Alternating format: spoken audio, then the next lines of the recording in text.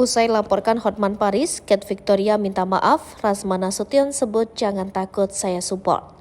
Pasca melaporkan Hotman Paris 27 September lalu dan resmi diterima kepolisian atas support Kapolri dan Kabareskrim, Kate Victoria juga meminta maaf atas perkataannya. Melihat hal ini, Rasma Nasution yang selama ini selalu berseberangan dengan Hotman Paris memberikan pendapatnya serta meminta Hotman untuk hati-hati. Saya bertemu dengan teman klien saya dan mereka berkomentar tentang Anda, Kate Victoria putri rekan saya, kita Alvin Lim, ujar Rasman dikutip dari akun Instagramnya. Kita berdiskusi selalu dan berkomunikasi dengan Ananda Kate Victoria Lim, juga kepada ibunya, kuasa hukumnya. Kita akan kawal Kate maju terus dan kita punya keyakinan dia akan segera diperiksa, jelasnya.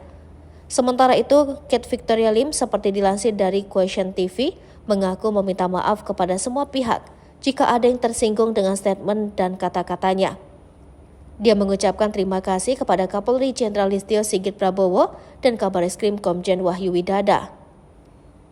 Karena sudah menerima kami untuk bertemu, baru saja kita bertemu menerima kami selaku masyarakat yang sedang mencari keadilan, ujar Kate kepada wartawan di Mabes Polri Jakarta, karena mengabulkan dua permintaannya untuk membuat laporan polisi pengacara Hotman Paris dan gelar perkara ulang kasus ayahnya. Bukti ada equality before the law dan membuktikan janji Kapolri bahwa Hotman Paris tidak kebal hukum. Saya mohon jika selama ada pihak yang tersinggung dengan perkataan saya, mau bagaimanapun tujuan saya hanya mencari keadilan. Tanda siswi kelas 2 SMA itu.